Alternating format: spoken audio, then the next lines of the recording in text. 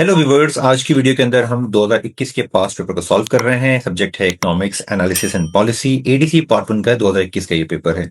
आज की वीडियो से पहले मेरे यूट्यूब चैनल पे आप देख सकते हैं एडीसी पार्ट 1 का 2024 का पेपर, एडीसी पार्ट 1 का 2023 का पेपर, बीकॉम पार्ट 1 का 23 का पेपर, एडीसी पार्ट 1 का 2022 का पेपर, बीकॉम 2022 का पेपर, 2021 का बीकॉम का पेपर। और ये आज की वीडियो के अंदर हम 2021 के एडीसी पार्ट 1 के पेपर को डिस्कस करने वाले हैं। सबसे पहला पार्ट जो माइक्रो इकोनॉमिक्स का होता है, उसमें से पहला सवाल आपसे पूछा गया था, describe the characteristics of the indifference curve with the help of diagram.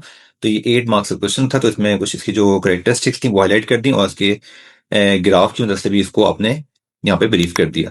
इसके बाद इसका बी पार्ट था कि कंज्यूमर इक्विलिब्रियम जो है वो आपने इंडिफरेंस कर्व्स की मदद से आपने एक्सप्लेन करना है, तो आपने यहाँ पे इसको एक्सप्लेन कर दिया। क्वेश्चन 2A था कि आपने डिफरेंशिएट करना था change in demand and change in quantity demand के अंदर, तो आपने यहाँ पे इसको डिस्टिंग्विश कर दिया। इसके बाद इसका अगला जो सवाल था वो था प्राइस इलास्टिसिटी ऑफ डिमांड और इनकम इलास्टिसिटी ऑफ डिमांड। तो पीईडी और वाईडी को यहाँ पे मैंने एक्सप्लेन कर दिया। इसका बी पार्ट था कि how is price elasticity of demand measure through the total outlay method. तो टोटल आउटले मेथड के तरीके से जो इसके तरीकेकार है उसमें हमने इसके 3 केस बना के मैंने आपको तीनों के छोटे टेबल के जरिए से समझाने की कोशिश की है।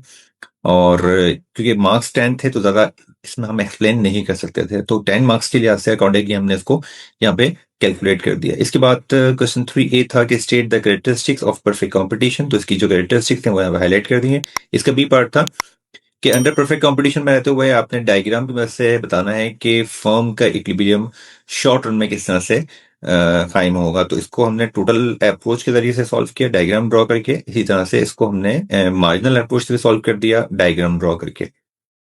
क्वेश्चन 4 था इसका कि आपने डिफरेंस करना था माइक्रो इकोनॉमिक्स में और मैक्रो इकोनॉमिक्स में। तो माइक्रो इकोनॉमिक्स और मैक्रो इकोनॉमिक्स का डिफरेंस पॉइंट वाइज मैंने यहाँ पे बता दिया। लॉ ऑफ डिमिनिशिंग रिटर्न को यहाँ पे डायग्राम की मदद से यहाँ पे एक्सप्लेन कर दिया। इसके बाद जो है इकोनॉमीज ऑफ स्केल का सवाल था, तो इसके अंदर इंटरनल इकोनॉमीज और एक्सटर्नल इकोनॉमीज ऑफ स्केल का सवाल है पे इसको मैंने एक्सप्लेन कर दिया। इसके बाद था टाइप्स ऑफ प्राइस डिस्क्रिमिनेशन। तो जितनी भी प्राइस की डिस्क्रिमिनेशन हो सकती है वो तमाम आपने यहाँ पे उसको बता दिया। इसके बाद शुरू होता है मैक्रो इकोनॉमिक्स का पार्ट। मैक्रो इकोनॉमिक्स के अंदर आपसे पूछा गया था सबसे पहले कि जो मुख्तलिफ कॉन्सेप्ट हैं नेशनल इनकम के वो बताने हैं। तो ये सारे के सारे कॉन्सेप्ट मैंने यहाँ पे इसको डिफाइन कर दिए हैं। इसका बी पार्ट था कि जो नेशनल इनकम की स्टडी की इंपॉर्टेंस है वो क्या है वो बतानी है आपको। तो इसकी जो इंपॉर्टेंस है स्टडी की उसको मैंने पॉइंट वाइज एक्सप्लेन कर दिया। क्वेश्चन 6A था कि आपने डायग्राम की मदद से डिस्क्राइब करना था कि कंजम्पशन और इनकम का जो फंक्शनल रिलेशनशिप है, तो आपने डायग्राम की मदद से इसको यहाँ पे एक्सप्लेन कर दिया। इसका बी पार्ट था कि जो कंजम्पशन फंक्शन के डिटर्मिनेंट्स होते हैं वो कौन कौन से हैं, तो ये सारे डिटर्मिनेंट जो है मैंने यहाँ पे एक्सप्लेन कर दिए। क्वेश्चन 7 की बात करें तो इफेक्टिव डिमांड के बारे में आपसे पूछा गया था और आपने इसको शेड्यूल और डायग्राम ड्रॉ करके एक्सप्लेन करना है। तो आपने सबसे पहले यहाँ पर इफेक्टिव डिमांड को 2 लाइनों में डिफाइन कर दिया। इसके बाद इसका जो शेड्यूल बनाया आपने और शेड्यूल का आपने एक्सप्लेन कर दिया।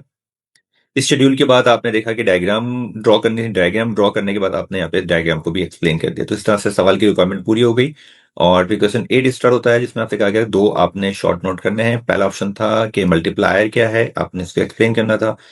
इसका दूसरा पार्ट था कि ट्रेड साइकिल के कितने फेजेस होते हैं, आपने डायग्राम की मदद से इसको एक्सप्लेन कर दिया। इसके बाद काइंड्स ऑफ अनएम्प्लॉयमेंट जो कॉमन इसकी काइंड्स हैं वो यहाँ पे एक्सप्लेन कर दी। फिर था कि मॉनेटरी पॉलिसी के ऑब्जेक्टिव्स क्या हैं, जो मेजर या कॉमन ऑब्जेक्टिव वो मैंने हाईलाइट कर दी। लास्ट था इकोनॉमिक सिस्टम, जो कि आपका क्वेश्चन नंबर 9 पूछा गया था इसमें कि ऑब्जेक्टिव्स क्या हैं और जो फीचर्स हैं इस्लामिक इकोनॉमिक सिस्टम के वो क्या हैं। तो आपने जो इसके ऑब्जेक्टिव्स हैं और जो इसके फीचर्स हैं वहाँ पे एक्सप्लेन कर दिए। इसके बाद क्वेश्चन 10 आपसे पूछा गया था कि जो इकोनॉमी की सेंट्रल प्रॉब्लम है वो क्या होती है और अंडर कैपिटलिज्म आप इन प्रॉब्लम को कैसे रिजॉल्व करें। तो सबसे पहले आपने सेंट्रल प्रॉब्लम जो है इकोनॉमी की वो आपने वो एक्सप्लेन कर दी। और इसके बाद जो कैपिटलिज्म सिस्टम के अंदर किस तरह से इसको डील किया जाता है, किस तरह से प्रॉब्लम को रिजॉल्व किया जाता है, तो ये इसको एक्सप्लेन कर दिया। मेरे चैनल को सब्सक्राइब जरूर कर लीजिएगा, तमाम वीडियोस में आप लोगों के लिए बनाता हूँ बड़ी मेहनत के साथ। Thank you for watching my YouTube channel professor Salim academy.